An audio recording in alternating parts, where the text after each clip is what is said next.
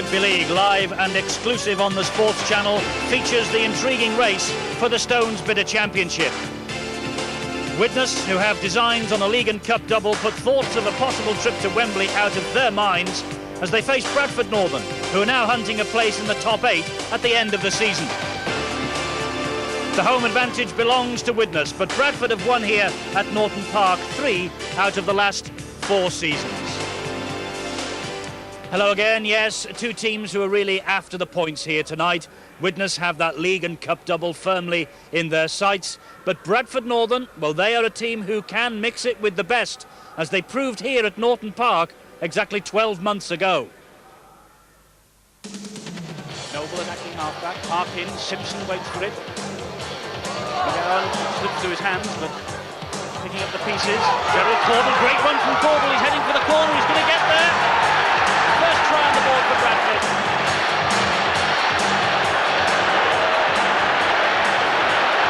Bradford looking good here. Wilkinson, great run. He's gone round Tate, though he's not there. Near the full-back's over near the post. Ends the left and half-back. Sorensen. Good run from Sorensen. Tate in support. A fire, and there's number 40 for a fire for the season on the board. Noble at acting half again. Harkin. Fairbank. And loads the pass and the tackle. McGowan picks up. Good run from McGowan. Looking for support. It's there. Fairbank. He's over. Rimmer. Hume. Galotto. Good play. Darren Wright. Jinks inside. Here's a try. Noble. Stewart. Support's arriving. Here's another try on the board. Easy. That was silly. An interception try. Here he goes. Watch this fella go. They're not going to catch him.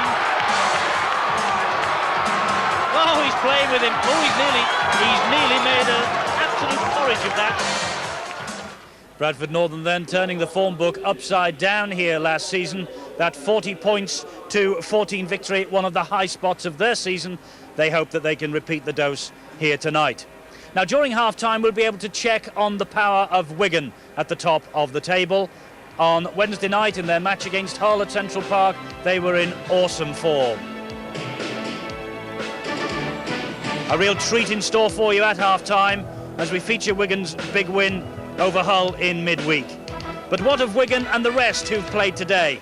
As always, to bring us up to date with the results and the latest tables, Peter Hutton. Well, a glut of point scoring today across the country. The headlines: Wigan win again in a relegation battle. Oldham beat Sheffield, and in Division 2, Salford lose their 100% record. Let's look at a detailed rundown of the scores then, starting in Division 1 with a disastrous day for Humberside. Hull 6, Wakefield 14, Hull KR 16, Leeds 28. Oldham 27, Sheffield 20, Oldham 22-8 up at half-time and holding on despite 2 Desmare tries. Rochdale 16, Wigan 44, fit again Andy Goodway among the 7 Wigan try scorers, and over 90 points at Knowsley Road. St Helens 54, Featherstone 38. So at the top, Wigan close the gap, but Widnes can go top tonight and have 2 matches in the next 7 days against Featherstone and Warrington, whilst Wigan are left to concentrate on the Cup. At the bottom, Wakefield go above Hull Kingston Rovers. Wakefield now 10th, while Sheffield in 13th are in big trouble. In Division 2, Barrow 6, Fulham 20, Batley 22, Keighley 12. A Logan Edwards try helped Swinton to a 17-10 win at Bramley despite trailing at half-time. Chorley 13, Halifax 22, Dewsbury 16, Huddersfield 18, Doncaster 14, Carlisle 7, Nottingham 7, Trafford 48, Runcorn 16, Whitehaven 30, and over 3,500 at Workington for a 7-0 win over league leaders Salford. Salford's first league defeat of the season. Salford, though, stay top despite losing their 100% record, and Steve Kerry losing his 100% scoring record, while Swinton now go above Rydal York into second. So Widnes with a big chance then to go back to the top of the table tonight. And here, as always, to run the rule over the two sides is Mike Stevenson, the former Great Britain international. Mike, simply a question tonight that Widnes can't afford to slip up. No, they've got to win every game if they're going to bring the tabletop championship. The big problem, I think, that for the players tonight is that can they forget about going to Wembley. It's going to be in the back of their minds, and I'm sure that Bradford realise that. And I think we'll get plenty of fireworks in the first 10 minutes. To be fair, though, I mean, Widnes have got 2 weeks to wait for the semi-final. The professionals, that should go to the back of their mind. Well, it should, but over the years it's been proven that a lot of people have a lot of problems with handling the fact that they may have a few niggling injuries, and I'm sure Bradford will want to try to find them out tonight. Well, as we'll see at half-time, Wigan were in fine form in midweek. Ellery Hanley was in great form as well for them, and his performance against Hull, it came just 24 hours after his first training stint with the London Monarchs American football team, and that is still the biggest talking point in rugby league circles this week. For the first time this week, Hanley wore the battle dress of a London Monarch. The shoulder pads might be a little heavier than he's used to at Wigan, but rugby league's biggest name is determined to prove that at 29 he can make the switch. I'll certainly give it the best shot I can. It's a case of, as I said, the more practice I have, the better I'll obviously come at the game. But, I'm not going to say that I'm going to break any pots. I'm just going to say that I'm going to try my best and play to the best of my ability. This is how Hanley made his name as a feared member of the Wigan side, scoring tries in the hard world of rugby league. His speed and ability from loose forward make him, the Monarchs believe, an ideal running back. The money is obviously important, a reported £50,000 a game, enough of an enticement to see Hanley training in Hertfordshire this week. He's out of contract with Wigan come the end of the season, but whether he'll be available to take another shot at the Aussies next summer depends on the Monarchs. He's a different kind of guy than the normal athlete is. So he's got something inside of him that makes him a little different and unique, and if anybody can do it, he certainly could. Well, Hanley is confident he can make it, and who's to say other top rugby league players won't join him, defecting to the New World League.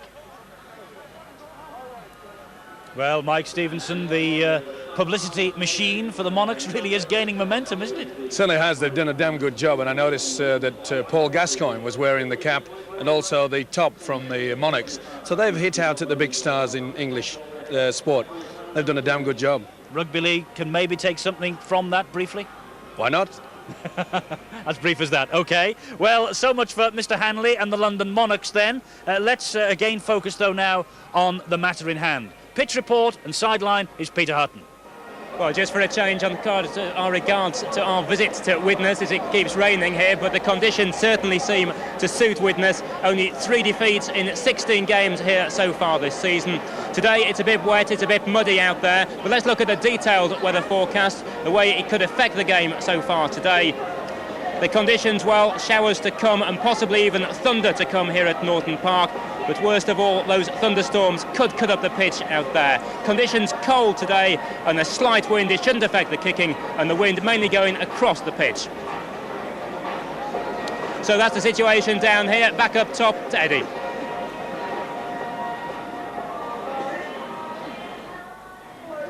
It's always difficult coming here at Widnes, but we've been here before and done the business, so we're just going to go out there and enjoy it. We know Widnes have got big hopes for the championship, but we'll be looking to put a few dents in that this afternoon. Well, you try to take every day as it comes, but whether that's a possibility. Every game's got to be took on its merit. We had a bad result against Bradford here last year, so we're looking for a good performance tonight. Does the possibilities of the season still excite you, though? Well, rugby league will always excite me. When it doesn't, I won't be in it, I mean, it's a great game. And there's a lot to go for yet. There certainly is a lot to go for, and that's why these people have turned out on not the best night of early spring, I think we can call it just about. It's a great team they're watching, though, in Widnes, and Alan Tate is their full-back, man of the match in last year's Premiership final. John Devereux, the Welshman, wears number 2. His place these days is on the wing. Andy Currier is in the centres. Alongside the mercurial Welshman, Jonathan Davis, back in kicking form. And Martin Afire, 42 tries, that's all from him this season. Tony Myler playing the best football of his career, the captain at standoff. David Hume is his partner at scrum half, he'll wear 7. And it's a fearsome pack, led by number 8, Kurt Sorensen, the New Zealander. Phil McKenzie is the hooker, he's a busy player. And Essany for Milo, he's with Widnes now until their involvement in the Challenge Cup is finished. Could be here up to Wembley. Richard Ayres is in the second row, and he forms a formidable partnership with number 12, Emosi Kaloto. And Paul Hume, the brother of David, is the loose forward in 13. The coach, as you've seen, is Dougie Lawton. Little Widnes mascot, perhaps a star of the future. A big night for him and for his friend. And here's the Bradford Northern side. Now Roger Simpson takes the full-back role because Ian Wilkinson is injured. Gerald Caudle, the Welshman, is on the wing. 13 tries for him this season. And New Zealander Darryl Shelford takes his accustomed place in the centres. Steve McGowan gets a chance. 14 tries last season. Place is restricted this time because of the good form of players in the possession of those places. Hugh Gumbs is on the wing, the new Martin of Fire. New signing for Bradford this week. He's arrived on loan from Rochdale till the end of the season, Bob Grogan, the Australian. Brett Eaty is the New Zealand scrum half. Player coach number 8, David Hobbs. Brian Noble is the hooker. He's Bradford's longest serving player, former Great Britain skipper. And John Hamer is the prop forward in 10. Paul Medley has seen service at Leeds and Halifax. Now he's very much a part of the scene at Bradford. And Carl Furbank is also in the second row, Great Britain international. The captain, John Pendlebury, much travelled, now leading Bradford Northern to good effect. And the coach, the player coach, is David Hobbs. Kurt Sorensen, huge figure in number 8 for Widnes, such an important member of this side.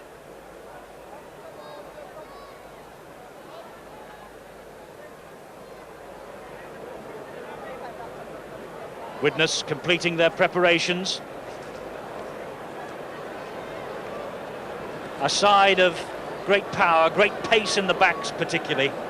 The forwards giving them a great platform on which to build. A chance of going back to the top tonight. Big crowd has turned out to see if they can make it.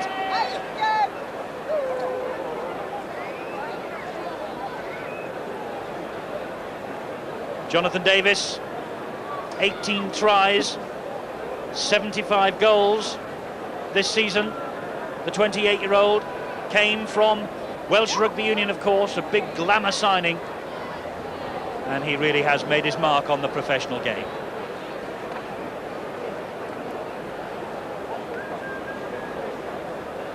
Well, that's a picture that will be in the mascots' albums for the rest of their life.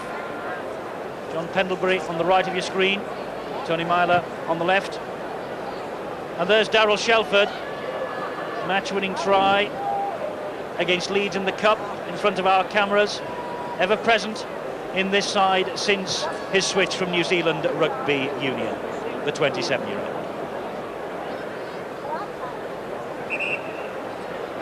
There's the match referee turning the teams round, Jerry Kershaw from Easingwold. 10 years on the Grade 1 list. He's refereed rugby league at every level.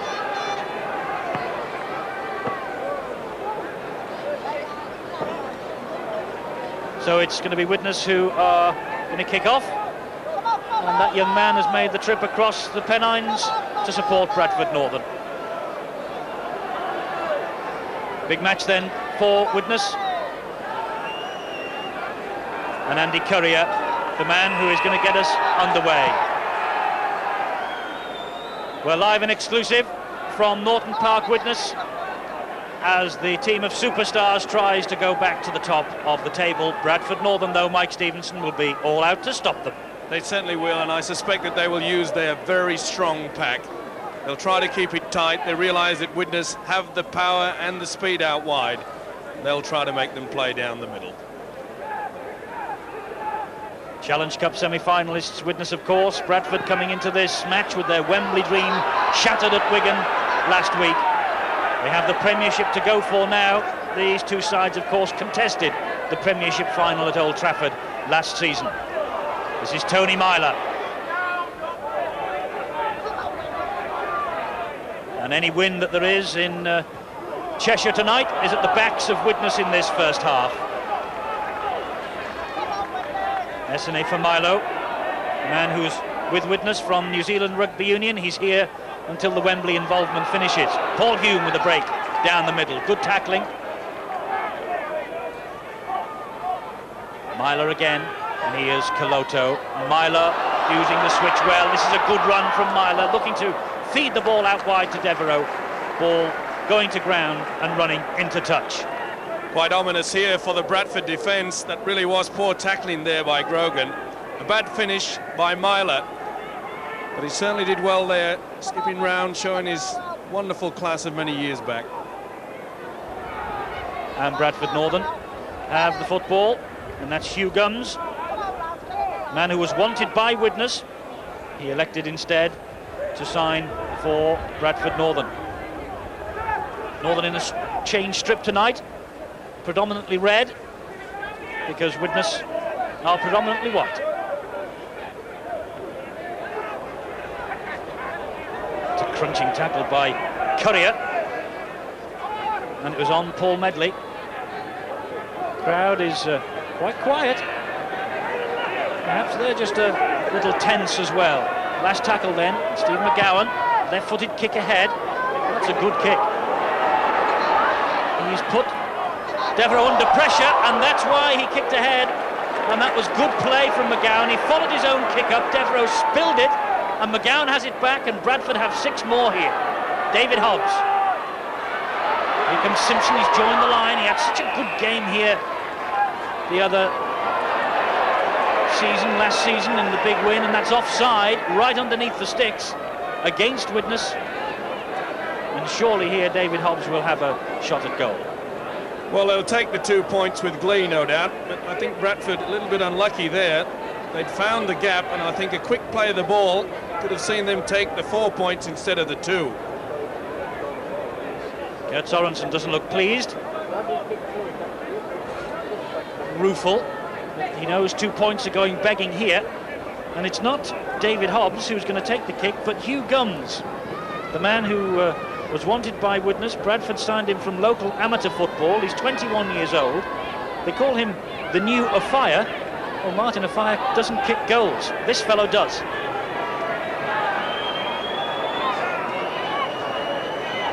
He scored 2 in midweek in the win against Wakefield Trinity. His first 2-pointers of the season. But he won't got one much easier than this. And Bradford have the lead. Hugh Gums with the first 2 points of the evening. Widnes 0, Bradford Northern 2. Well, Bradford will be very pleased, even though they've got those 2 points. It really was a good kick by McGowan. He pushed it well away, and I'm afraid John Devereux made a real meal of it. Widnes restart then. Currier. Widnes have a good record here against Bradford Northern. They've won 11 of the 16 First Division fixtures against them here, but Bradford have won 3 of the last 4 at Norton Park. And with a start like that, the good kick from Gums right in front of the posts, they obviously will fancy their chances to increase that. They're lucky to get away with that, though. And here comes Hayner. Big prop forward, local policeman. And he has a fellow policeman at dummy half, Brian Noble. Kick ahead is from Eatey. It's angling towards the touchline on this near side. Alan Tate can do nothing about it. Good kick ahead from the New Zealander. Certainly was, and you see that he kept the ball very low. The Widnes player was trying to charge the kick down. It really was good thinking. Martin Afire, first touch of the night for him. The crowd's been quiet. As soon as Afire gets it, he really does bring them to life, but that's a bad mistake. It was a poor pass from Afire and gave Alan Tate no chance. Certainly was. He really should have gone to ground with that, and there you see him raise his head and arms in anguish. Tate really couldn't do much with that one. Alan Tate, the man who committed the knock-on. Brett Eatey, the man who is in possession. Takes the tackle from Hume and a fire. Gerald Caudle from dummy half on his own. And the touch judge has come on. He's seen something being swung in the tackle there. David Hume and Emosi Koloto, and he's pointing at Koloto. Koloto, the man being pulled out.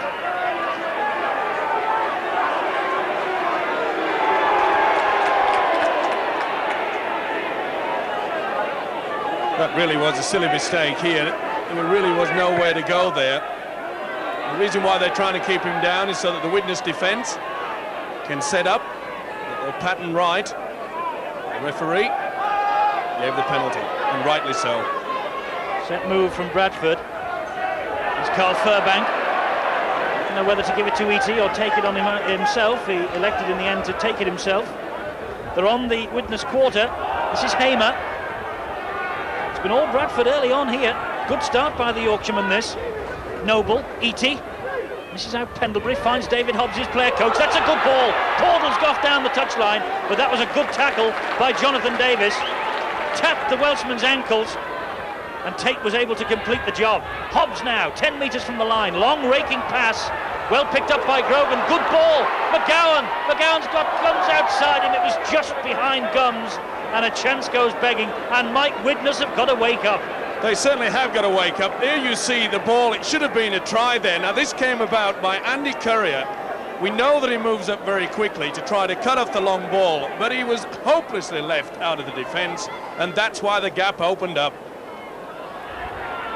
Widnes have possession from the scrum, but there's another mistake, and this time from Tony Myler, their captain. And I just wonder, Mike, whether this is going to be one of those nights for Widnes. Well, to be fair to both sides, it is very wet out there, but we mentioned earlier that this Widnes side would be a problem. Have they got their minds firmly on Wembley? Because they certainly haven't got their minds on football tonight so far. Bradford then are just a matter of inches from the try line. Widnes are moving up quickly. They've stopped Brett Eatey there.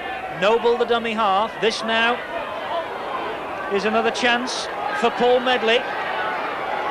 And there's one Widnes player flat out. Play continues. Pendlebury, lovely reverse pass to Hobbs, but the referee says that was obstruction, and so he holds up the clock while the Widnes player receives attention, but that's the reason why. Well, there you saw that it was a planned move. Pendlebury tried to flick the ball back inside. The Widnes player is very badly injured, I think. Referee Kershaw has called time off, I do believe, or is he going to play on? But Hobbs had overrun the inside move. Pendlebury realised it, thought he could get away with it. Here you see, now this is where he was injured. Tony Myler, now I think that it's somewhere in the thigh region. There you see, he's in a lot of pain here. He's underneath all that. And I think it's a stray boot, and that is painful. Well, he's flat out on his back, Tony Myler, the captain, as you can see. They're calling, unfortunately, for a stretcher, and this would be an enormous blow to Widnes as they continue the quest for honours on two fronts to lose their captain. Fortunately, now he's on his feet. The stretcher won't be needed, but he's limping towards the dressing room. Joe Grimmer and Stuart Spruce, the men taking the stretcher off, but Myler is in some pain and Darren Wright is waiting to come on. We're just going to give the captain time, I think, to see whether he can get his wind back. Meanwhile, Davis has the possession for Widnes. He doesn't make too much ground. Koloto might, but not with challenging like that. I think Bradford are wound up for this one. Sorensen. It takes three to bring the big man down. Yes, I expected this Bradford side to really throw it to them. I mentioned fireworks early, and they really are working hard in defence. For Milo in possession. Now it's with Mackenzie. And there's Richie Ayres. Had a couple of front teeth knocked out in the win against Warrington last weekend that took Widnes one step closer to Wembley. There's the long raking kick again from Jonathan Davis. Roger Simpson watching it carefully. And this full-back can motor, but not when he's got the Hume brothers in front of him. Eaty.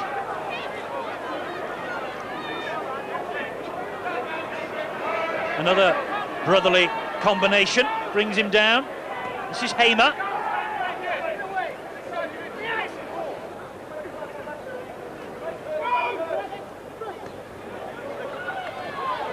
Well, they should have gone with the ball. They've given it to Davis instead. Davis is off for the corner. Simpson's coming across.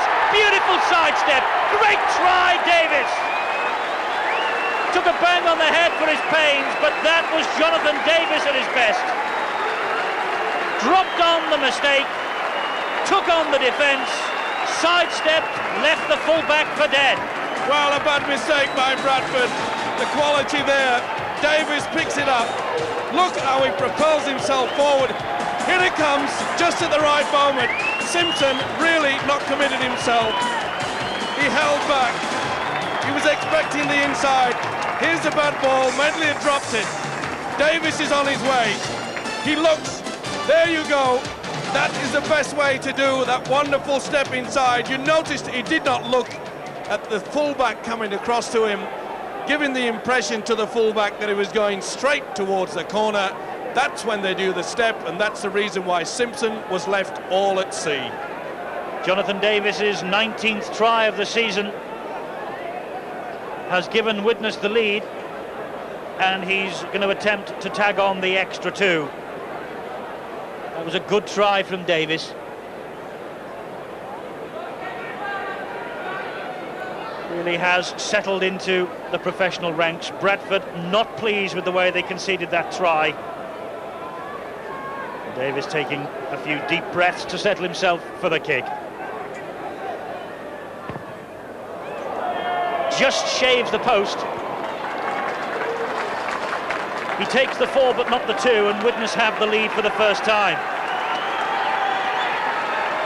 Very bad mistake there by Bradford Northern. Paul Medley, it wasn't the best of passes, let's be fair to that. It was high, bounced off his chest, and that's the reason why it presented the wonderful Welsh wizard Jonathan Davis with that wonderful break. And Darren Wright is going to come on and will take the place of Tony Myler, the captain, in the dressing room then.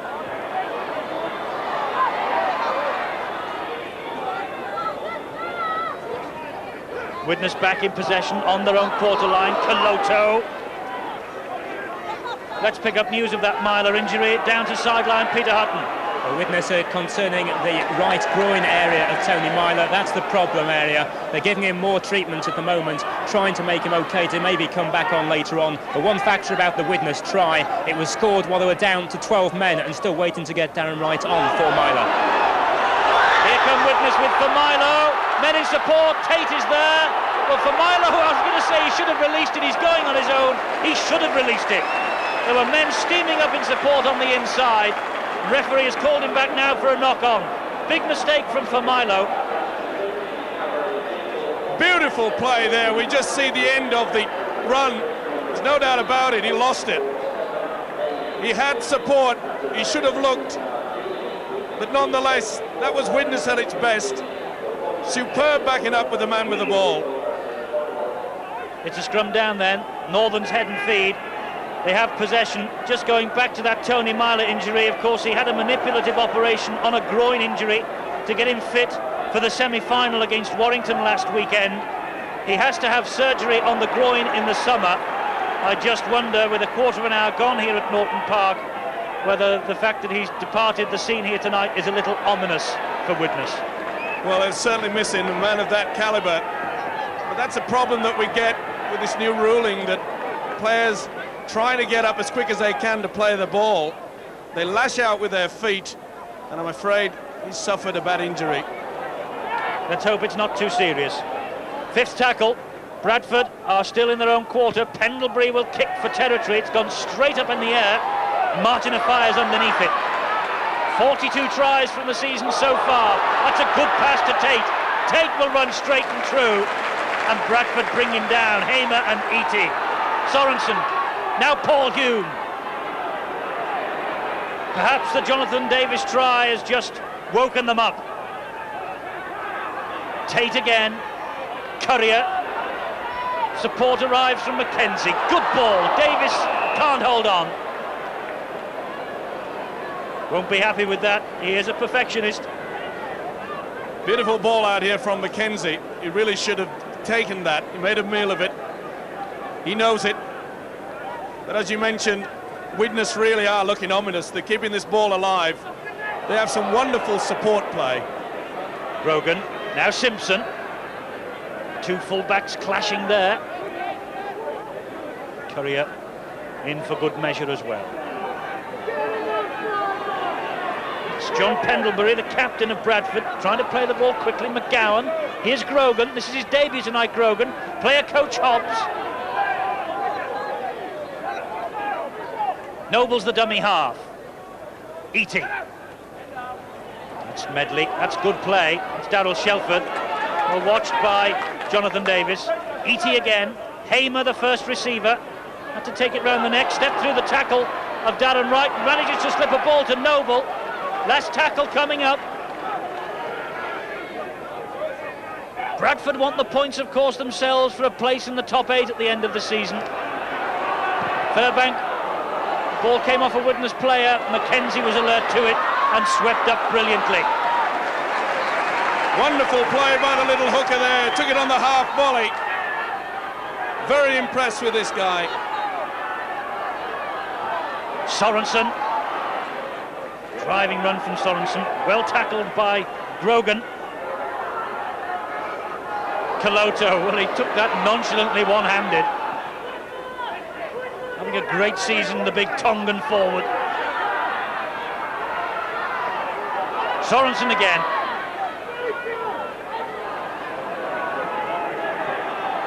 You could excuse Sorensen for thinking about Wembley. It's the one honour that has eluded him. Davis, high kick. One to test Simpson. They're moving up. Simpson's not up to it. My word, they just dropped it.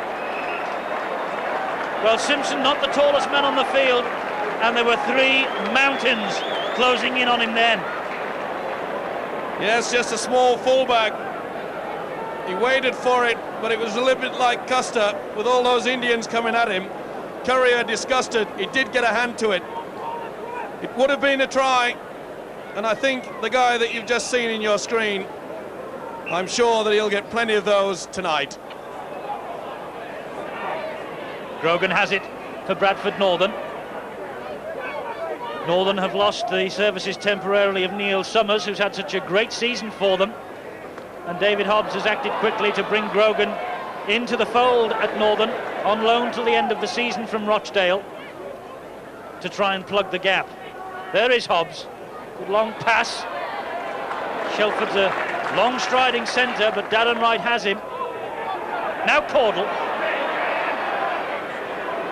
Caudle can still go, because Hume has been left trailing in the wake of that tackle, and that's a great driving run from Jerry Caudle. It's taken him to the quarter line. This is Hamer. Always a brave runner up front. Last tackle. Noble the dummy half. Pendlebury bringing it back, changing direction. Trying to fox Alan Tate, can't do so. Tate has it, and Tate's making a good run. David Hume gives it to Courier.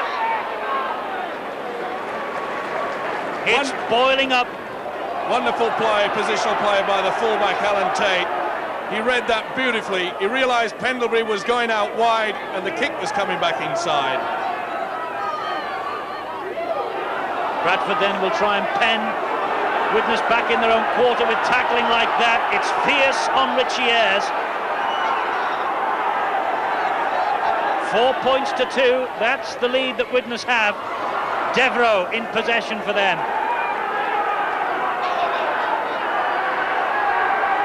Mackenzie and Sorensen. Sorensen in his mid-30s, last tackle this, and Sorensen's playing some of the best football of his career this year too. Hugh Guns picks up from the kick ahead. Mackenzie has him.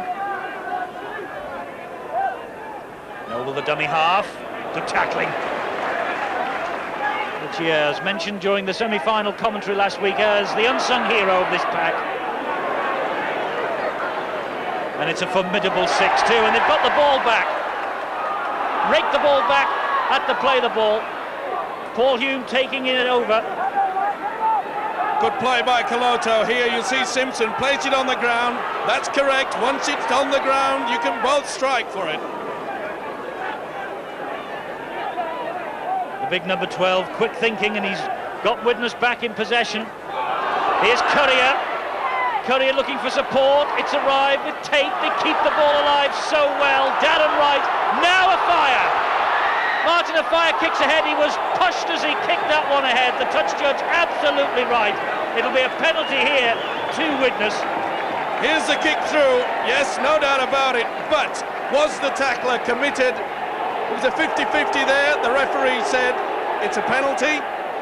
The touch judge had no doubt. He ran on straight away. There's the touch judge. There's the culprit. There's the guy that got pushed into touch.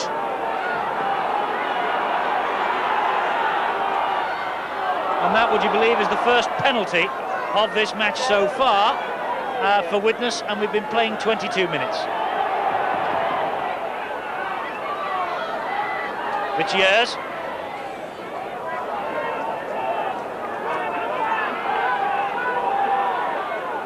Widnes right in front of the sticks. Mackenzie, straightens up well. Mackenzie unloads the pass to Darren Wright. Devereux's out there waiting for it. Good tackle. Still they keep it going. Oh, it's breathtaking stuff. Darren Wright, the try scorer. When they're in this sort of mood, Widnes take some stopping. They certainly do. Mackenzie will allow so much room. He threw the dummy. He kept the ball alive. We mentioned about this support play. Wright involved in it twice, sends the ball out here. This is a wonderful pass by Devereux back inside. And who's there to pick it up? The man who sent it out wide in the first place. Lovely play by the hooker. It was a bad missed tackle there by John Hamer that allowed him the space.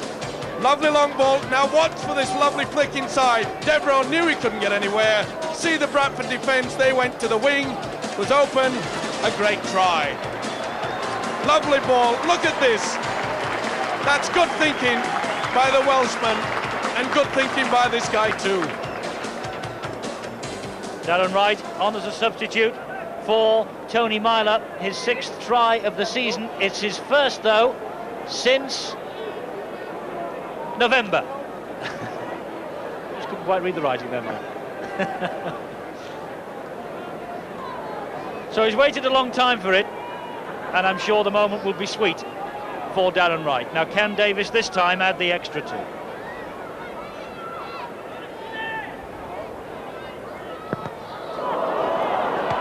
Well, not this time either. Well, Davis did mention after last week's quarter-final win against Warrington that he was quite happy with his place kicking in open play, should I say. But he said he had a long way to go, wasn't happy with the way he was stroking the ball to kicking the penalties for the 2 points. No, it was the penalties kicking that let him down, of course, in training. There's Dougie Lawton, his coach, having a customary cigarette during the course of the match.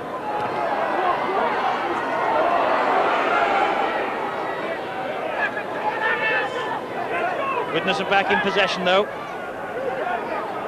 Mackenzie, and what's more, they're all offside. You could pick one from about 4 or 5 there. Pendlebury wants clarification. Furbank, the man picked up, but look at them. Yes, you can see there, referee Kershaw, they were about 3-4 yards in front. They may look in dismay. They're definitely offside. Davis floats the ball onto the roof of the stand on the far side. Widnes will come again. somewhat ironic that Bradford were caught offside, moving up very quickly, because they seem to have just lapsed a little. They're hanging back, and that's the reason why Widnes have all the time in the world to get this ball away. Which he has.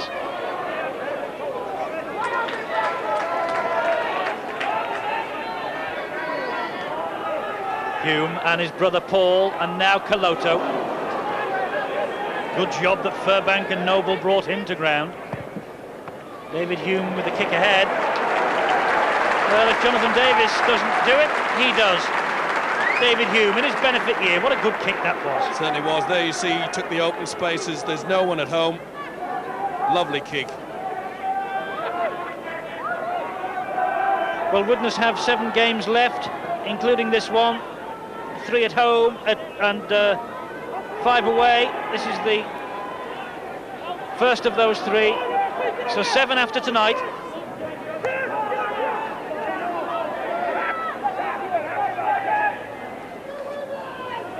Wigan, seen by many as their main rivals, they won today. Castleford, though, are the side that Widnes hope to displace at the top of the table tonight. Bradford Northern need the points for different reason. The form slumped during 1991. The Regal Trophy finalists are 2 places away from the top 8. They're 5th bottom. So they don't want to slip up here tonight. Ball's dropped there. That's a knock on. Silly mistakes there by Bradford. This is not helping their cause. May have been aided and abetted by a hand of the Widnes player, but they really are looking down with a lot of problems, this Bradford side, both in defence and attack.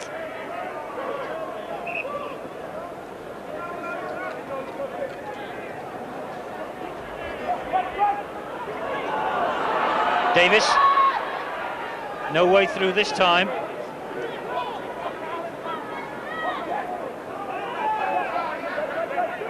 David Hume. That's better tackling from Bradford, not allowing Widnes to keep the ball alive. For Milo. And they've got the ball, but the referee, well, he's called a scrum there. Now surely if he called held and the ball was reefed away, it should be a penalty the other way, or if he didn't call, he could have been allowed to carry on. Well, what I can gather is that as the ball is coming out, there you can see Kershaw's mouth in movement, and I think he's decided on a 50-50 split, we'll have a scrum. Fair choice. It's no good for Bradford though, they've lost possession. They thought they had it back there. Devereux. John Devereux has been quietly amongst the tries this season, 7 in his last 8. 18 tries for the Welshman on the wing. A lot of the spotlight, of course, falls on Davis. John Devereux has acclimatised himself well to Rugby League 2. David Hume is the dummy half. Widnes in the Bradford quarter. Paul Hume. Last tackle. Now will they set for a drop goal here? Mackenzie, little rubber kick through. Gums collects. And Widnes have him. They really have got to sort this defensive pattern out, Bradford. There we saw Mackenzie had all the time in the world. No one moved up onto him. They've got to apply this pressure.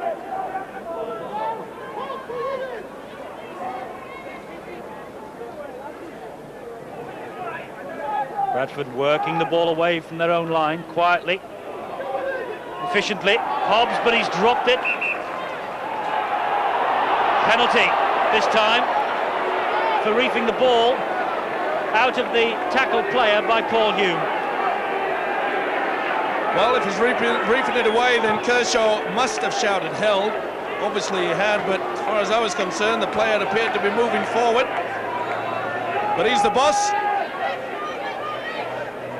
So Bradford have it back. Hamer on the charge.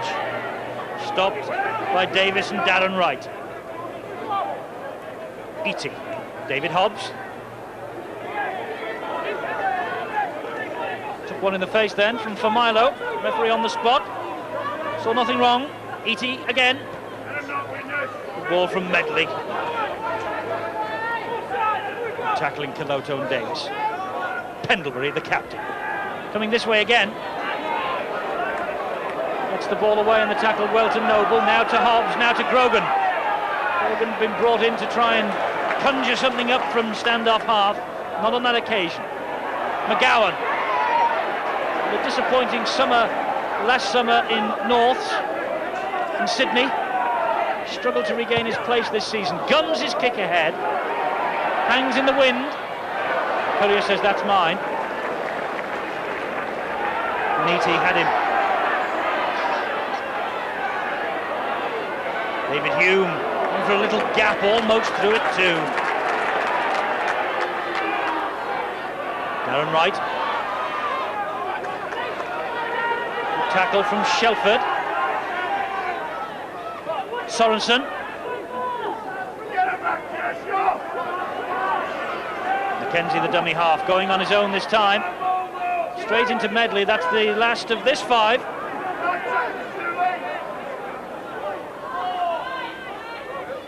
Davis's kick ahead.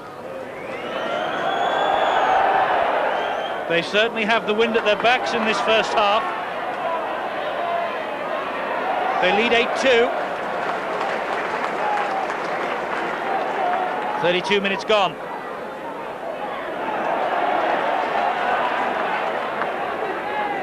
Both sides busy.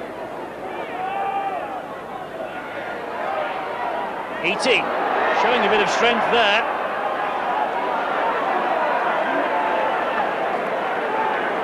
Bit of a problem for the Bradford side, of course, with the new boy, Bob Grogan, coming in at the standoff position. It'll take Bradford a little bit of some time to get used to his style of play.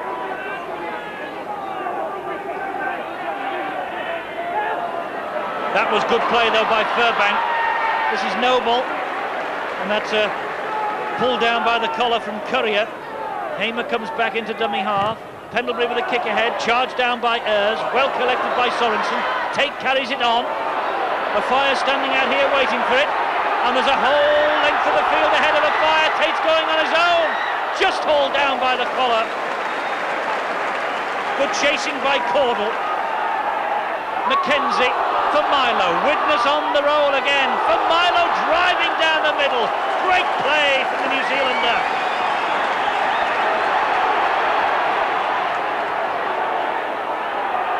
Kaloto, who was screaming for the ball a moment ago. This is Darren Wright. Hauled down legally by Caudle, but only just legally. Mackenzie. And now Hume. Is the referee convinced that that was a try? He is. I think Bradford appealing for obstruction, but they were so quick, Widnes. David Hume, he scored last week, he scored again tonight. It's try number 12 of the season for the man who's in his benefit year. This is a beautiful try. Look at the switching side there. Sorensen coming. It was a planned move. Don't worry about that. And the half-back's in. Look at this. The big Kiwi comes onto it, and once again the support play is there. Kershaw looks towards his touch judge just to make sure. He gets a little bit of pain, but it will ease it with the fact that that was a wonderful try. The 26-year-old David Hume, great servant to the Widnes club, receiving attention from the physio. But as Mike says, the pain will go away when he looks at the scoreboard that says Widnes 12 and Bradford 2. And can Jonathan Davis score his first 2 points of the evening? Scored the try earlier, of course, now looking for the 2-pointer. That's the angle he has.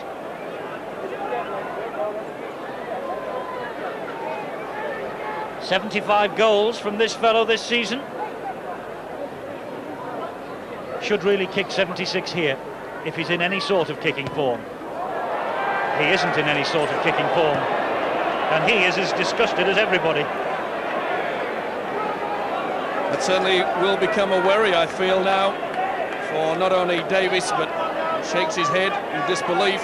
Something's not right. Coach Dougie Lawton, I'm sure, will be working very, very hard. They cannot afford to be missing those types of kicks. I noticed that Davis had a word with Andy Courier as he came back. Perhaps we'll see the goal-kicking responsibilities go Courier's way in a few moments' time, or at least when Widnes get their next kickable penalty or conversion. For Milo again. Such a powerful figure. He's not the tallest in the world yesterday for Milo, but my word, he's built. Well, he's hugely built.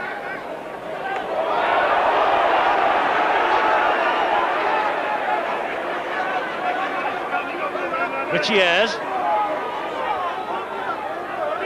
Well, Bradford have to realise that this little hooker, Mackenzie, he's just running the show out there. The forwards are just running with glee. Davis's kick over the top. David Hobbs has it.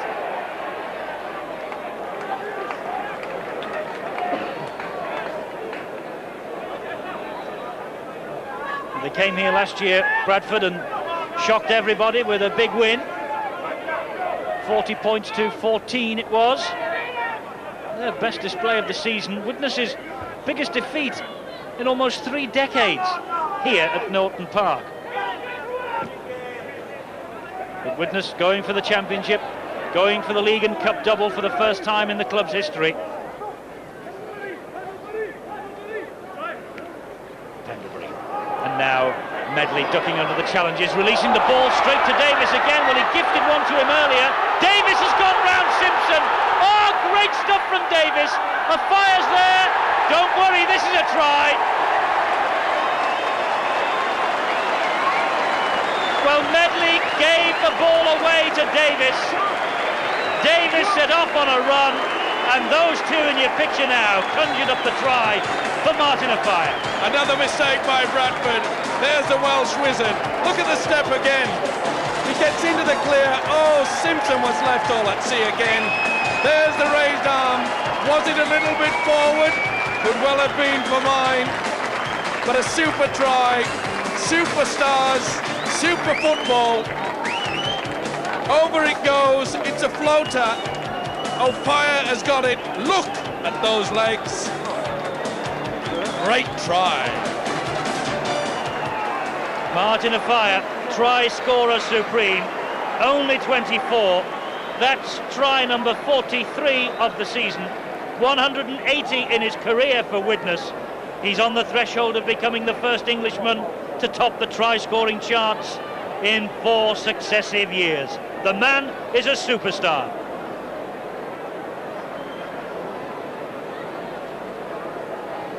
But Jonathan Davis kicking leaves a touch to be desired tonight, and this is the most difficult one that he's had all evening. It'd be just like him, Mike, to pop this over. Well, it's a funny old game, rugby league at times, but you mentioned Afire, the superstar. Well, a guy there, he's certainly made his mark in rugby league. A superstar all the way through. Not this time. He manages a smile though, and he keeps looking at Andy Courier. 16-2, who needs a goal kicker? Who needs one indeed, the way that Widnes are playing football.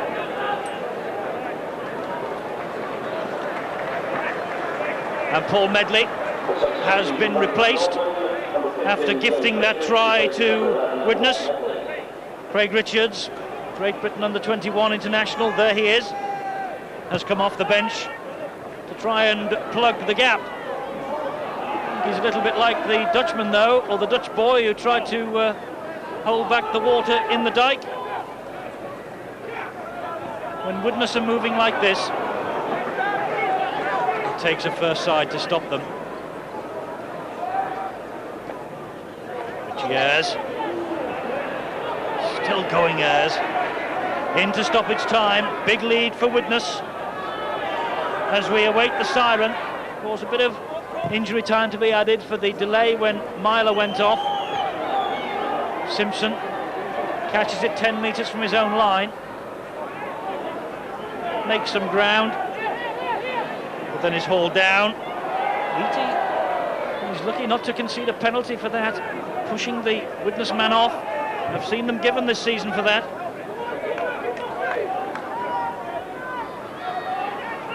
Noble.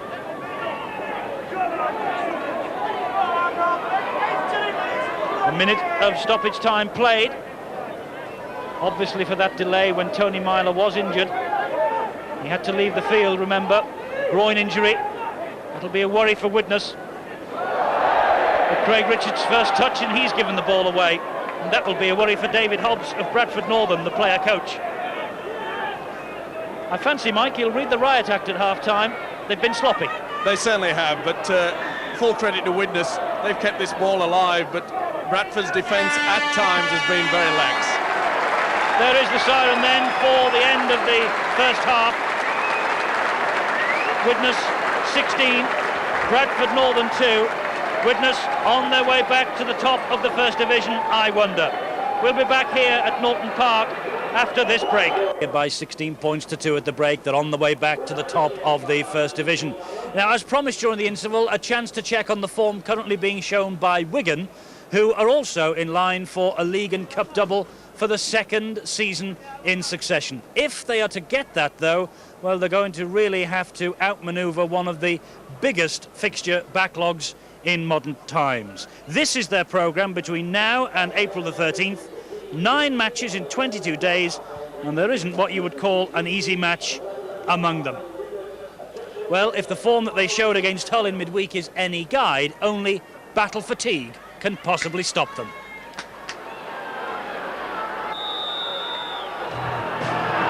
Hull kicked off knowing they had to win to stay in title contention, but they faced a Wigan team with fierce ambitions of a double.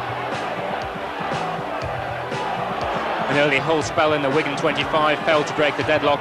Patrick Ontar's gamble of a break on the 6th tackle, leading only to a turnover.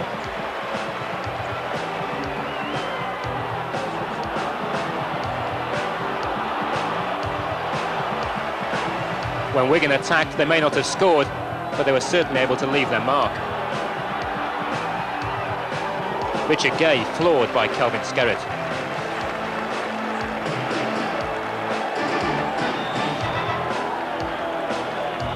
First points to the visitors, Paul Eastwood penalising Wigan's back chat. But Wigan began to dominate possession. Andy Gregory's long pass opening up the whole defence, and New Zealander Frano Botica continues his rich scoring vein. Botica's kicking's a useful weapon too. Wigan 6-2 in front. But while Botica's in form, there's still only one king of Central Park. Ellery Hanley, the monarch of rugby league, making the break. Edwards keeping in touch and forcing the way for a try for Joe Lydon just moments after coming on as substitute. Wigan now on the charge. Gregory's inside pass, and Phil Clark feeds Dennis Betts. And there could have been even more points. Ian Lucas's break not matched by his eventual pass.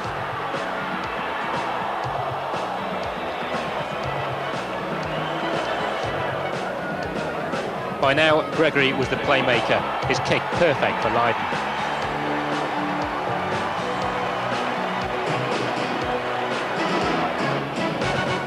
And Sean Edwards was also able to kick a hole in Hull's defence. But this time, Hanley couldn't keep the move going.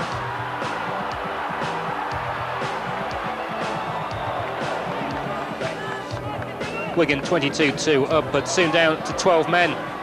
Martin Dermot's tackle adjudged high on Patrick Ontar. Referee Brian Goltrus enthusiastically sending the hooker to the sin bin.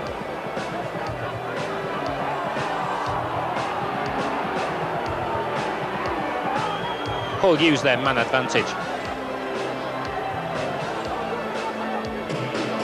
Steve McNamara's crucial break, Damien McGarry in support, Greg Mackey involved, and Lee Jackson a try after only starting the game as substitute.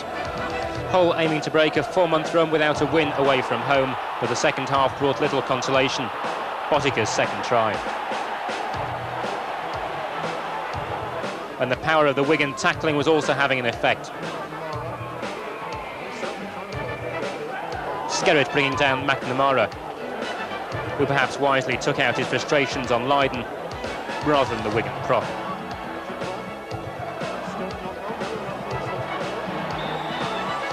The resulting bundle left Hull down to 12. This time McNamara picked out for 10 minutes in the sin bin.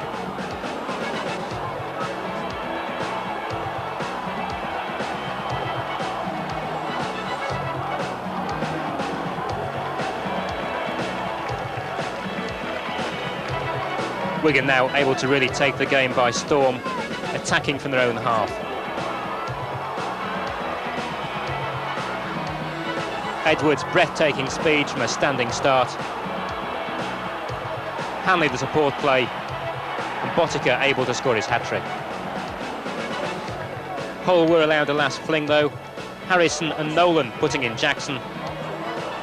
With Wigan 34-12 victors and sounding a clear warning to Widnes and Castleford. We feel here that the only people that can beat Wigan are Wigan.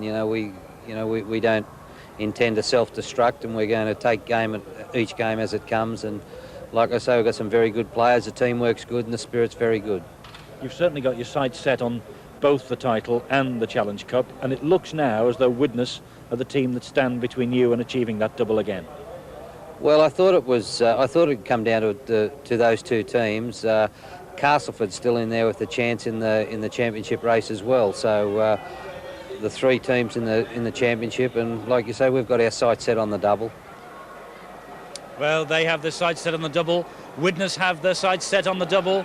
Mike Stevenson, two champagne-style teams, aren't they, Wigan and Widnes? Certainly is, and I'm sure everybody wants it to be that at Wembley, but champagne stuff out here tonight as well. Myler off, of course, Davis goes in, stand off, and he's in sparkling form. Two wonderful tries that created, and but this Mackenzie, the hooker, he really is controlling. He's running the show. Bradford have got a lot of problems. Well, Bradford do have a lot of problems. Widnes, it all seems to be going for them. They're ahead at half-time. Can they hang on? Will they go top of the table? You'll find out after this break. And welcome back to Norton Park. There's the match stats from the first half. Widnes have seen a ton of possession, haven't they? 25 minutes compared to 17. They've got through some work in the tackling area too. Scrums have gone Bradford's way. Penalties, Bradford have had just the one more. Widnes, forcing the pace, seeing so much of the football, have made more handling errors than Bradford Northern. 16-2 it is at half-time. It's a chilly night here at Norton Park. Bradford, led out by Craig Richards this time, are coming back, a little shell-shocked perhaps after the 40 minutes that they've had.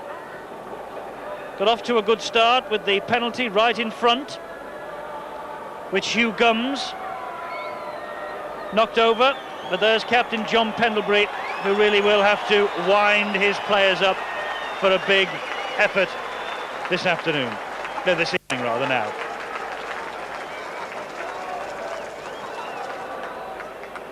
Widnes return.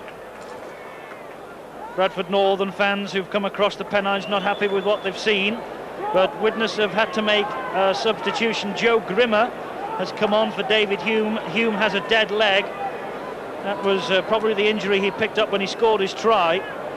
Saw things out at half-time, but decided with the big programme ahead of them, 5 matches in the league to come, plus anything in the Challenge Cup, a semi-final, of course, in a couple of weeks' time, well, that David Hume might well just hang on and rest that injury with the hope of being fit for the battles that lie ahead. David Hobbs gets us underway then at the start of this second half. Our Widnes on their way back to the top. Richie Ayres. We're live and exclusive here on the Sports Channel from Norton Park. Watching one of the best sides in the country, Widnes. One of the sides on the day, Bradford Northern, who really can mix it with their best. But in this sort of mood, Widnes are irresistible. And Doug Lawton, I'm sure all he said to his players at half-time is simply carry on as before. Yes, he must have been very pleased. Probably just had a word to Davis in regards to the goal-kicking duties. Davis still kicking in open play though. Gums the man in possession. Devereux has him. And a little nudge coming in from Andy Currier.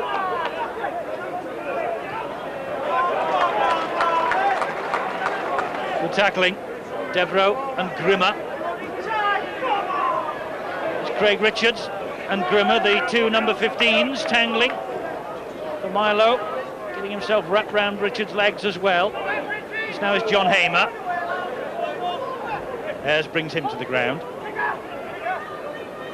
Hobbs. That's going out in the full. The wind's behind them in this second half.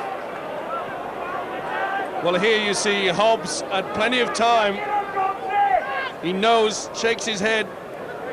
Things aren't going Bradford's way at all. Paul Hume feeding at the scrum. Now that his brother's off. Jonathan Davis playing standoff. Darren Wright in the centres. The names change, the numbers alter, the pattern stays the same. A fire. Hand off. What a remarkable try-scoring record this fella's got. 43 now this season. Caloto gives it to Currier. Need to give it to Devereux, turns it inside instead to Ayres. This is Caloto, now Devereux. Simpson's got him though, good tackling from the full-back. Widnes perhaps being a little over-elaborate there when they could have been in for the four-pointer. Mackenzie. Now Sorensen. Caloto. Showed it to Ayres, said I'm having it myself. The 10 metres short. Hume. Davis. And to burrow his way under, that's the last tackle. Widnes 8 metres short of the line.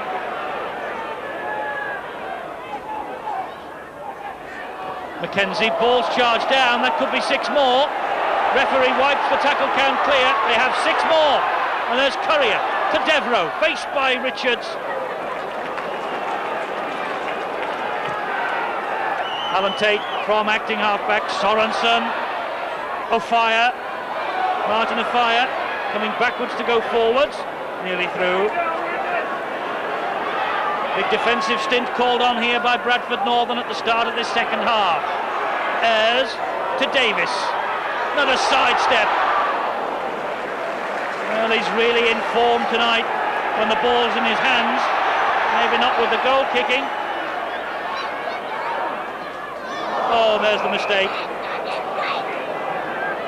Furious Richie Ayres. And so it should be. The crowd were most upset. I'm sure Bradford weren't. This is champagne stuff. They're really toying around with the Bradford defence now. They're just keeping the ball alive. Players are actually stopping. Bradford they don't know anywhere where they're going. They're looking right down the barrel of a big score. Referee wants the scrum to form properly and orderly before E.T. feeds.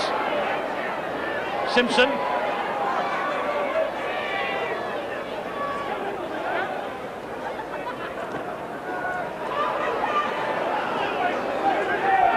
Let's go downstairs to sideline Peter Hutton. 2 bits of news from down here, Eddie. First of all, about one controversial incident in the first half. Bradford Northern complains the referee at half-time about what they thought was a forward pass in Martin O'Fire's try. The other news from the Widnes bench, where they haven't got any subs at all. David Hume and Tony Myler both stayed in the dressing room for the moment. Tony Myler unlikely to come back out. He's in the bath.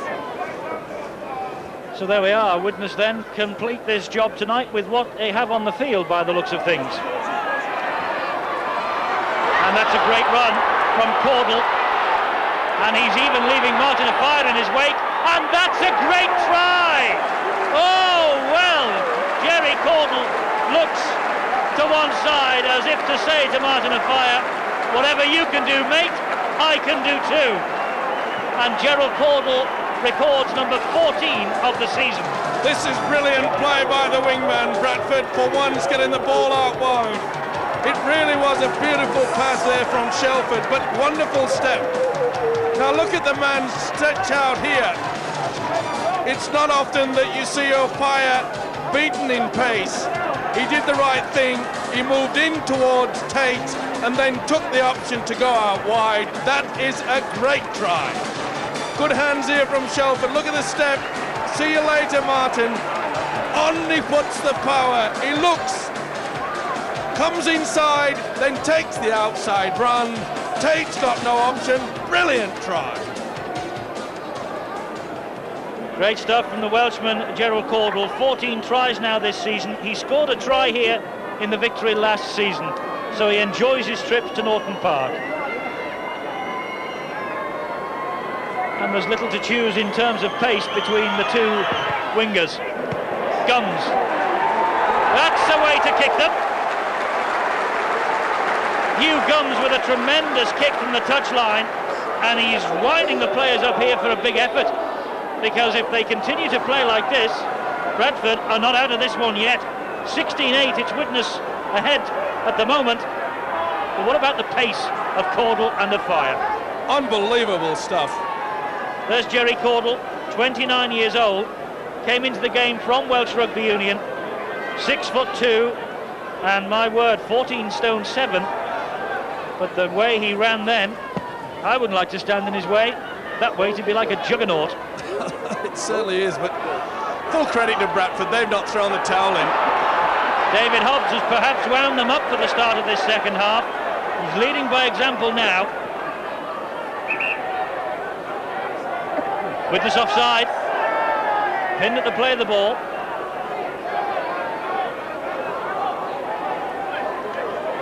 So it's not all over. Not by a long chalk, not now.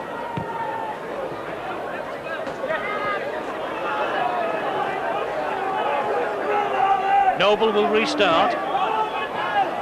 Gums is the first receiver.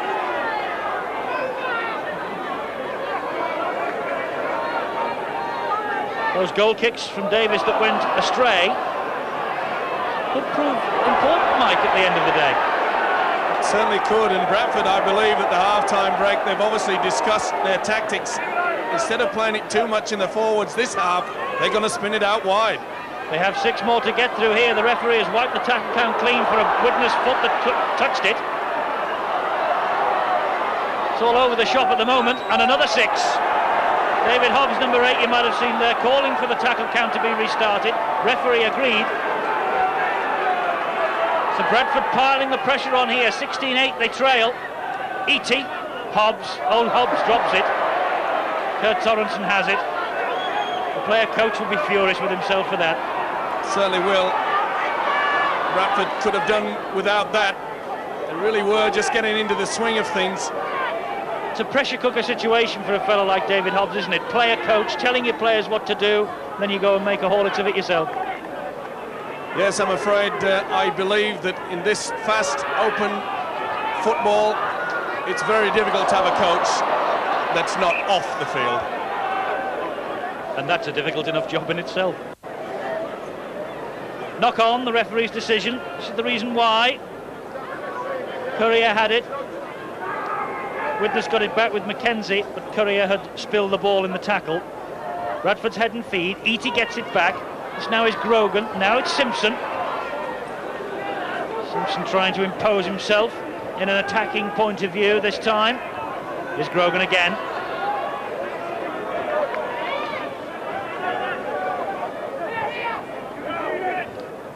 Now John Hamer. Tackle. As Phil Mackenzie took him downstairs. Eaty. Pendlebury. David Hobbs. Clinging on this time. Pendlebury. Still going Pendlebury. Disappointed man a week ago when Wigan, his former club, knocked Bradford out of the Challenge Cup. Now it's with Grogan. The pass was just a little bit too nippy for Furbank. Furbank claiming the ball came off a Widnes player. Well, here we see Grogan. It hit him on the chest. Fairbank had really no chance to get to that. But like in the first half, Widnes are now not moving up in defence, and they're suffering the consequences. Grimmer. Bradford have him all wrapped up. For Milo. Still for Milo. What a good runner down the middle this fellow is. He's looking for support. He's still going. Draws applause from the crowd, and no wonder. He's like a steamroller with legs. Paul Hume. Lovely ball. Oh, it was just pulled back for a forward pass. Crowd don't agree. Ayres coming forward at full steam ahead, and Paul Hume thought he'd got him away. Well, I'll leave you to make your decision. Looked okay to me. But I'm not the man in charge, and he's the man that counts. And you're not being slow hand clapped. Not by the crowd, anyway.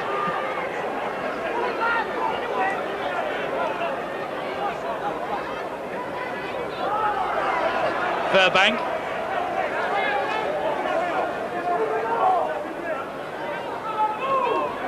Now Grogan.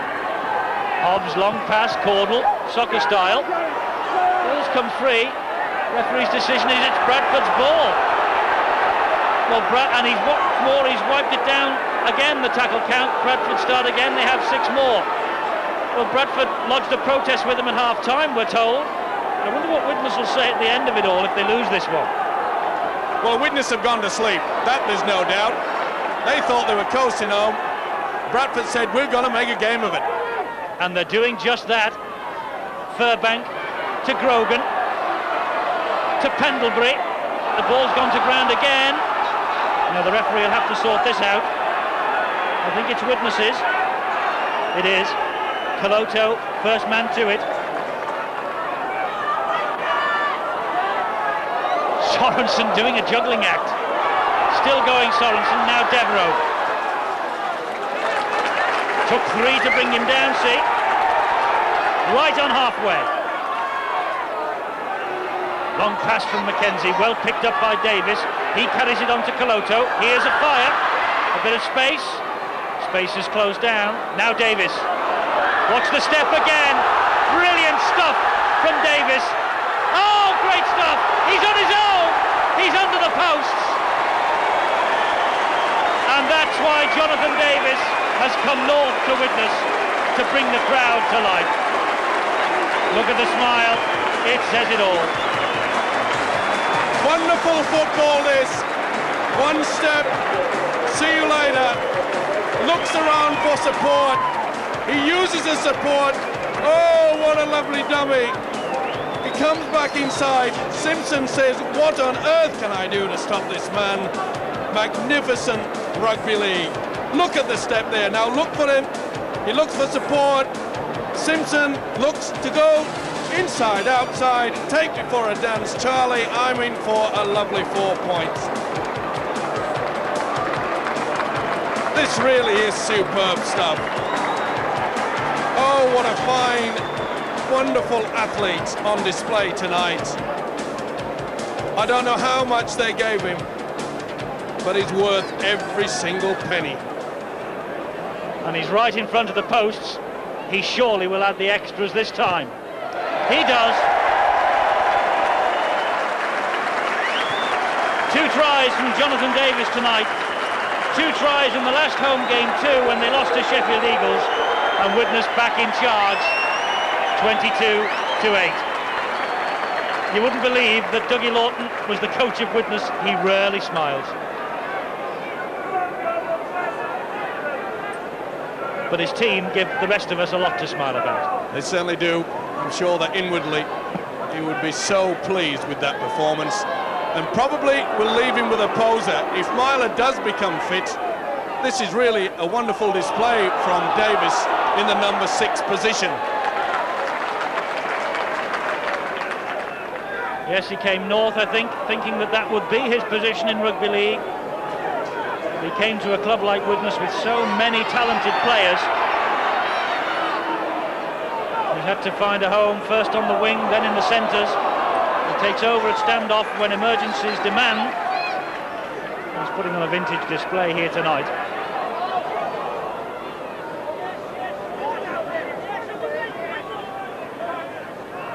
Well, Widnes really have seen a lot more of the ball than their visitors. And here's Tate. Last tackle. And and Widnes on the halfway line. Davis kicks for ground. Well, he's got everything, this fella. Every trick in the book. What a wonderful kick this is. Certainly is. He stood well back, gave himself plenty of time. Perhaps Caudle just a little bit out of position, should have been more towards the touchline. Let's not take anything away from that wonderful. He really is a wonderful all-round footballer. No wonder they still mourn his passing in the valleys of Wales. And if you look at the Home International Rugby Union Championship this season, you'll know the reason why. Referee's whistle goes. Forward pass. Well, he's got him for obstruction here. Or has he? No. Deliberate forward pass, you're right, Eddie. That's very rare in English football. Not happy with the way the scrum settled. Paul Hume, the man feeding the scrum from scrum half, because his brother David is off injured. Good pressure brought on him by E.T. But look who's got the ball on the bounce. A fire, and here he goes. Foot on the pedal. Look out, Simpson. You're not going to stop him. Yes, you are. Just shows you players can make a monkey of you when you've got the microphone in your hand. It looked all the while like a try here. It certainly did, and full credit there. He got to him. He was mid-air, but he was in touch. The speed, and it really has been a wonderful night to see wonderful athletes perform at their best. And Bradford, with the way that they've poked a stick at Widnes at the start of this second half, have contributed fully to a night rich in entertainment.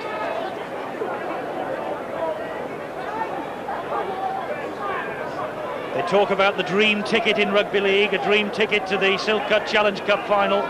Wigan and Widnes, two semi-finals, of course, for them to both overcome in the next few weeks.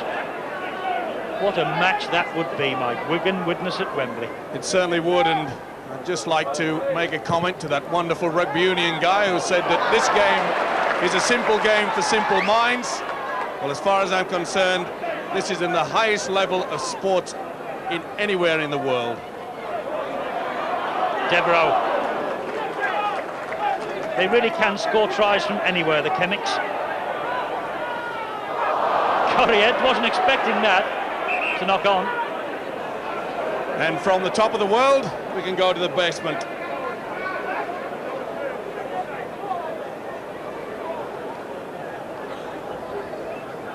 Andy Corrier wasn't waiting for it. Bradford have really won the scrums hands down. They have another one now, of course, now that they're back in possession from that one. Hobbs.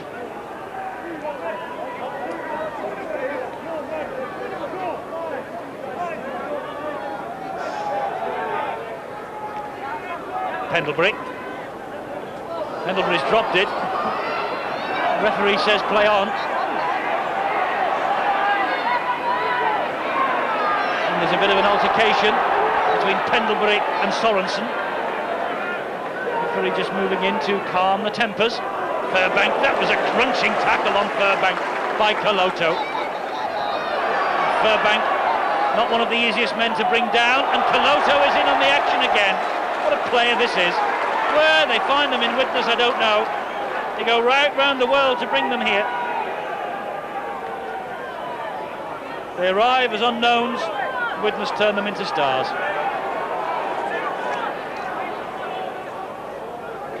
For Milo. Noble dumped flat on his backside. Tate. I think one of the key factors towards that is that these players seem to be enjoying their football. They're not used as robots. They appear out wide. They appear outside centres. And there's another kick from Davis, another one to test Caudle, another precision kick, but this time Caudle gets it. And Darren Wright has followed up. When you've got players like that on the bench, you can come off and do this sort of job. Well, that's the strength of Widnes in depth. Simpson going on a run though. And it's that depth in both these sides, especially Wigan and Widnes. Let's not forget Castleford and Hull, of course, in there with a great chance. I think it's going to go right down to the wire. The team that has the most depth will probably win it. Hull beaten today, disastrously for them, on Humberside. Castleford with the day off because they're so far ahead in their fixtures. No doubt watching this both in Yorkshire and on Humberside. Alan Tate picks up.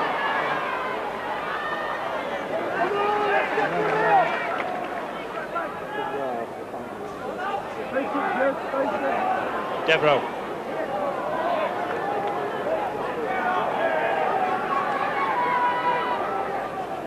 Gutierrez.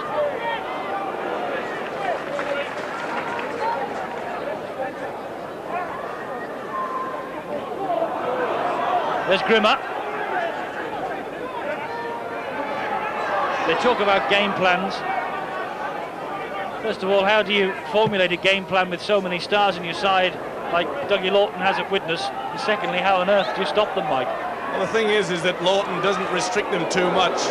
He wants them to go out there and play football, enjoy it, try things out. He has a basic plan, of course, especially in defence. But other than that, he knows that he's got the stars, especially in the three-quarter line. Hobbs kicks to relieve the pressure. That's a good kick from Hobbs. Wonderful kick from the player coach in Bradford Northern. Well, for your aspiring youngsters, that's the way to do it. Into the open space. Martin O'Fire should have been back a little bit more, but I don't think he could have got anywhere near that.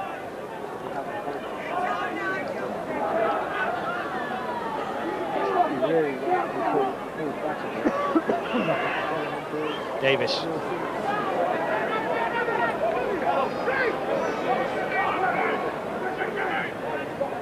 With a smile on the face of Jonathan Davis.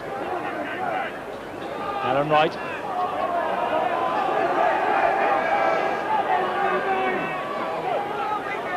Caloto. All gone just a little bit off the boil at the minute. That's because we've seen so many wonderful runs and so many great tries. Hume and for Milo.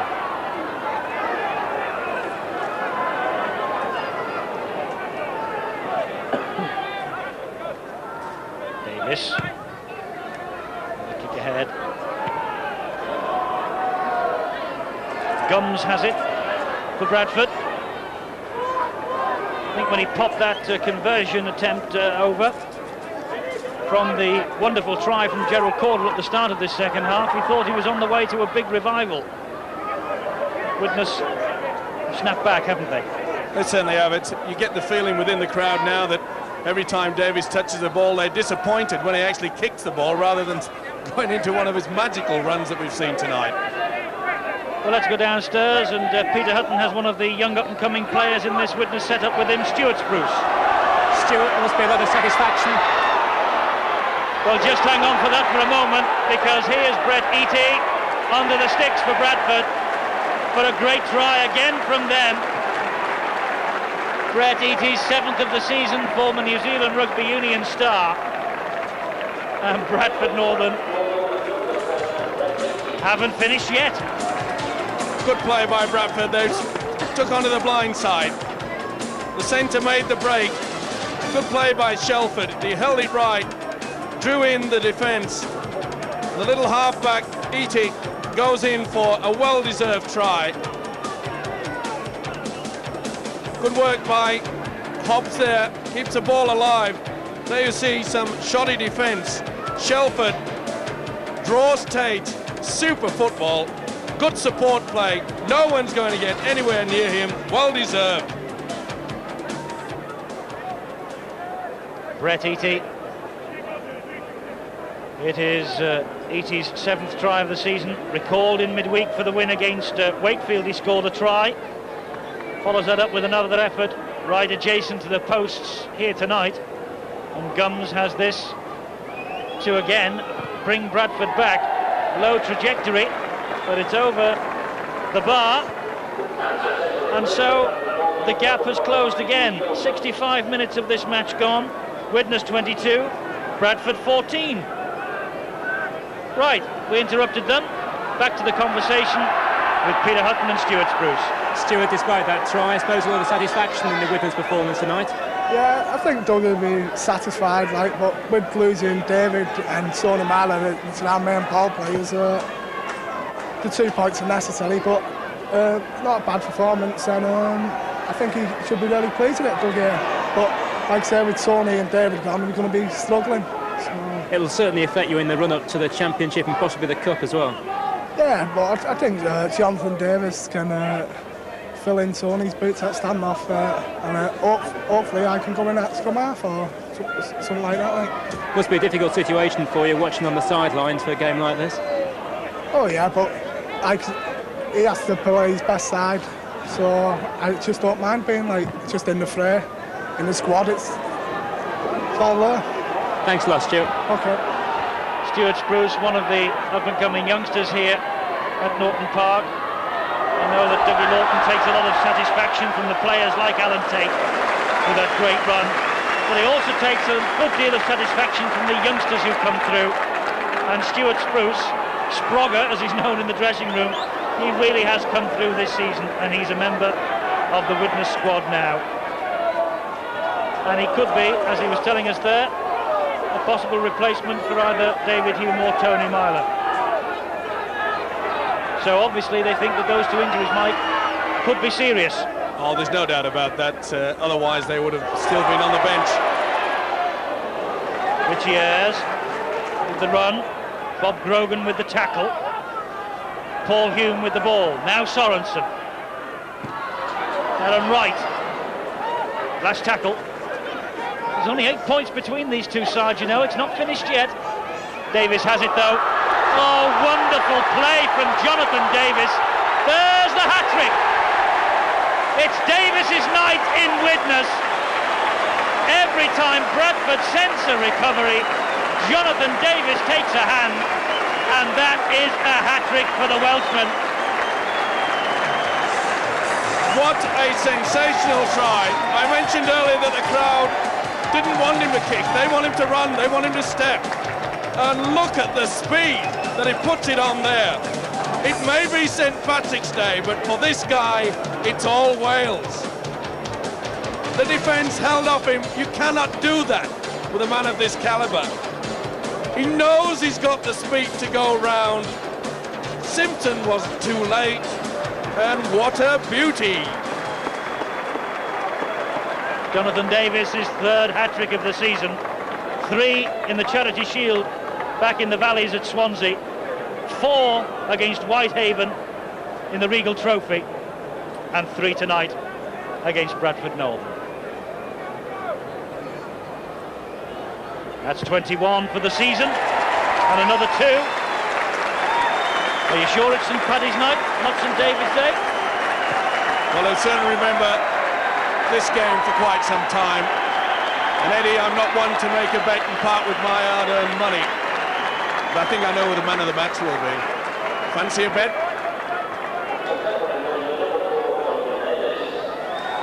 Substitute coming on for Bradford. Let's go down to Peter again. Late changes, Paul Medley coming on for number 8, David Hobbs. It was going to be Craig Richards coming off, but David Hobbs signalled from off the pitch, and he's the man to go off now. Medley, the man on. Player coach taking a well-earned breather. Coming on to a crowd of over 7,000 here at Norton Park tonight, and they have been treated to an excellent night's entertainment from both sides.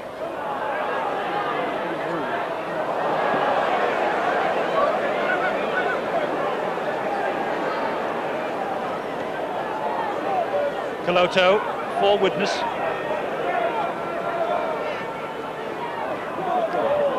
Grimmer.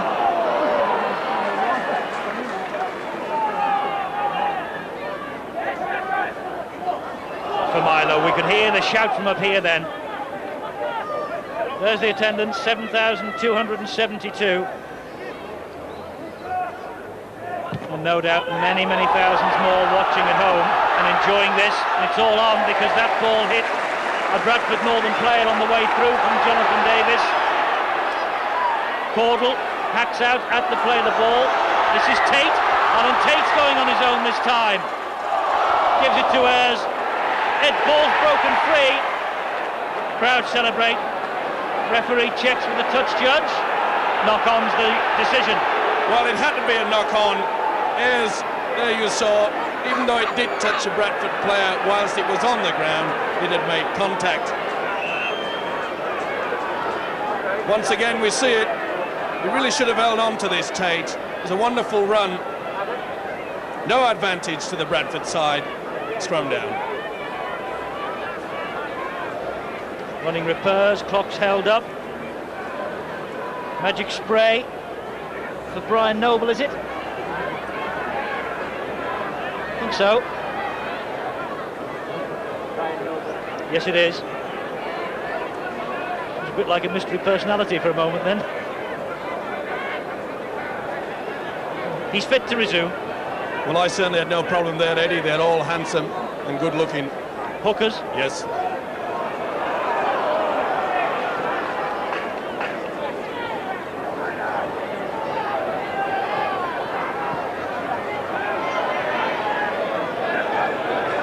Widnes piling the pressure on at the Bradford try line. E.T.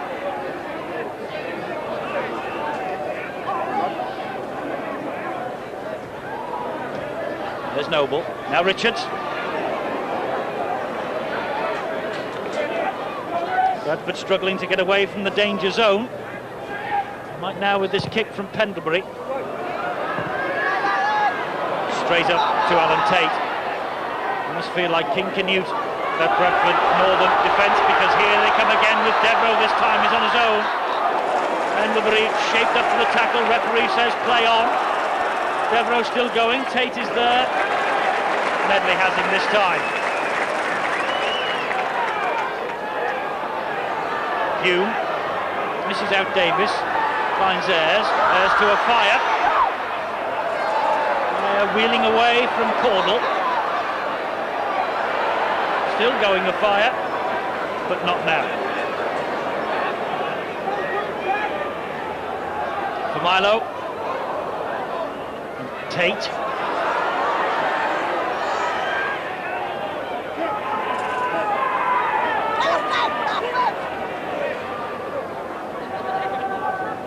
"28 points to 14, Widnes are ahead.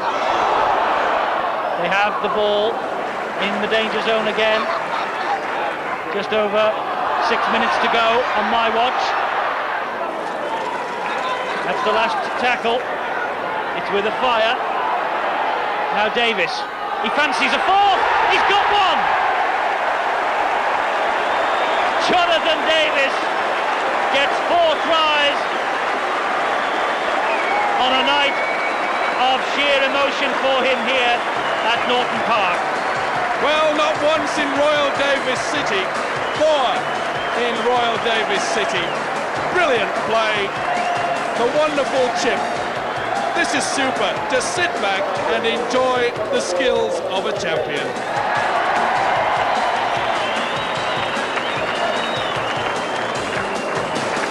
Super stuff. Well, you really can't put a price on that, can you? Sheer genius.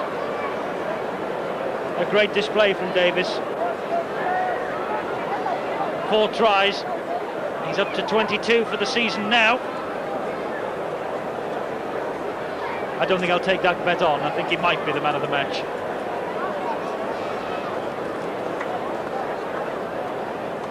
Here he is with the kick. And he's missed again. And really, Mike, when you think back, less than 80 minutes, obviously, 75, the way he was kicking, it didn't look like it was going to be Davis's night at all. Well, he certainly turned up the cog, didn't he? And what was that, Eddie? I think Jonathan Davies has been named man of the match, Mike. They must have been listening to you. Surprise, surprise. Witness number 4, Jonathan Davies, the man of the match.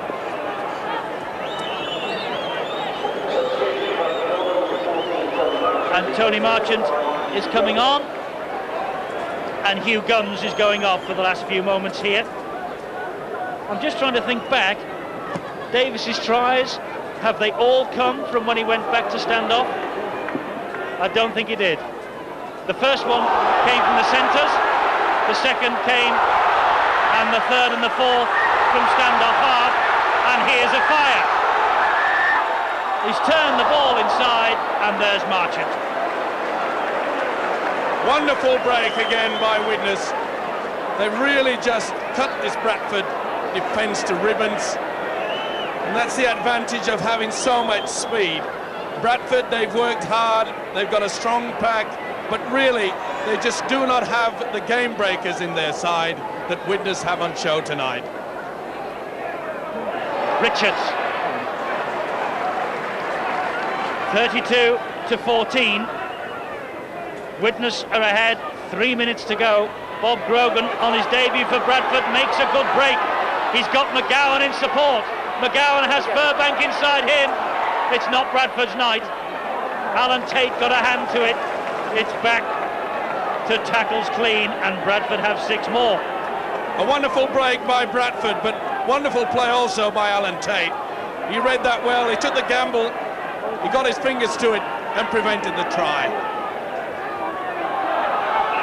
Knock on by Marchant. Bradford unhappy with the decision. And why not? Because I'm sure that it hit Marchant's legs.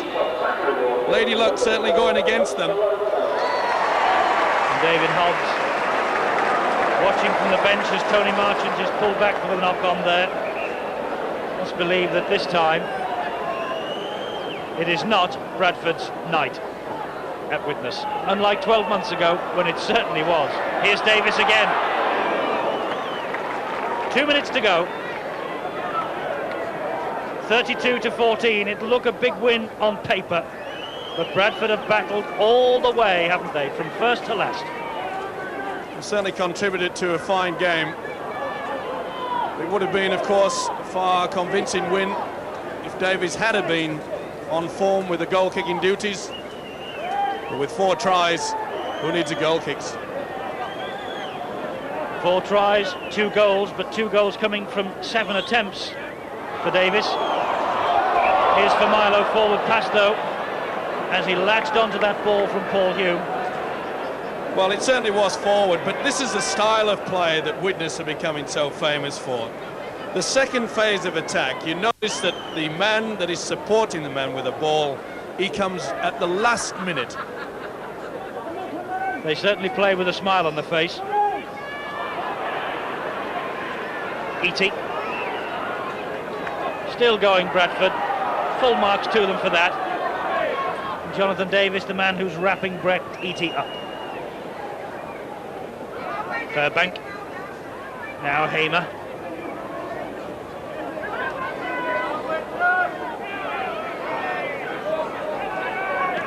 Richards. The game's won, but Widnes don't want to concede any more tries. They've scored 7 themselves, conceded only 2 so far. 32-14 they lead. We're entering stoppage time. Grogan. McGowan. Little gaps open for McGowan. Still going. Marchant spills it again. Devereux trying desperately to get to the ball. And Marchant, the man who's been pulled back and penalised. Well, no, it's a penalty the other way. Well, no, you can see here Marchant there. Now, Devereux did, in the first instance, pull Marchant back, but later on in that replay, it was Marchant who did the preventing. Richards. They're only 5 metres short of the line. We're into stoppage time. Half a minute of that played. Noble. And Eaty.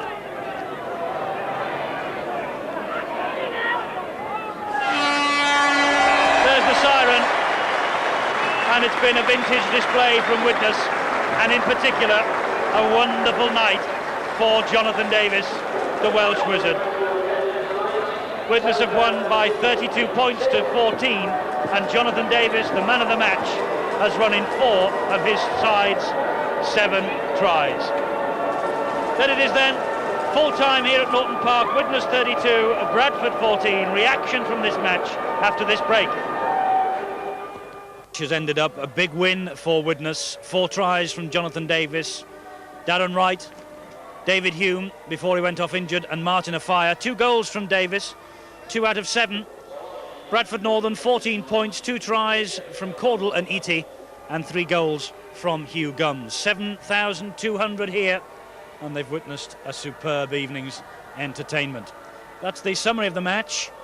Widnes saw 12 minutes more of the ball than Bradford Northern. Team tackles, not too much to choose. Scrums going Bradford's way in a big way.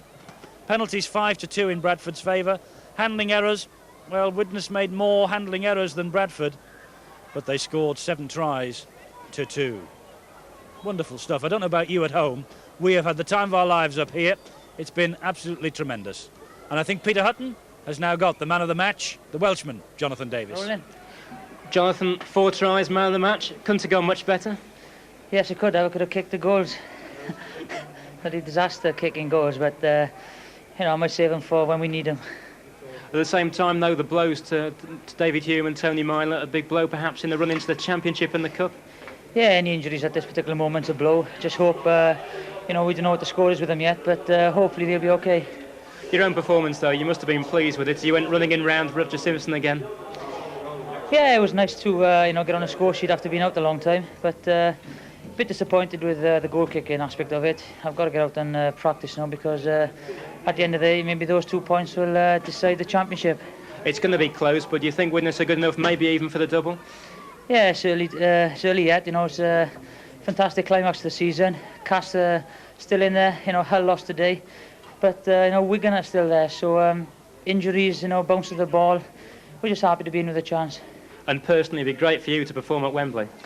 Yeah, we got semi-final first against St Helens. I remember the first season I was up here, and Saints did us in the last minute. So I'm not counting no chickens. We, you know, taking every game as it comes, and hopefully we'll be running out at Wembley. Thanks a lot, John. Cheers. Thanks a lot. Thank you very much.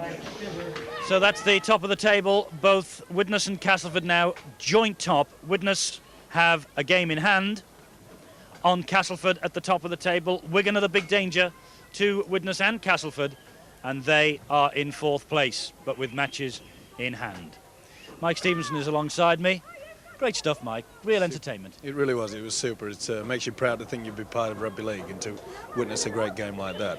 I'm sure it's brought a smile on Malcolm Reilly's face as well, and maybe a little bit of scorn on the Australians, because that's the type of play that Great Britain will need in '92. He's the type of player that can swing a game, and he's proved it. Some wonderful tries he scored. The 4th one, that's the one we've picked out to see again.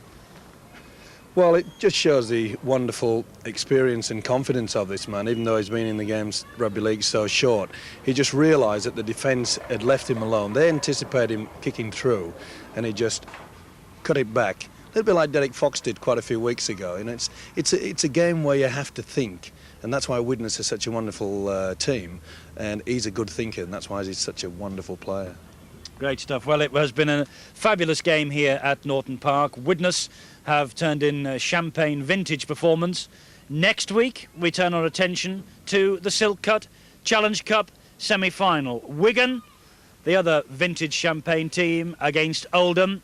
Will Oldham spoil the party and prevent Wigan going to Wembley for a 4th time? Highlights of that match next Sunday on the Sports Channel, midday. Hope you've enjoyed the match tonight. We've had a ball. See you next week.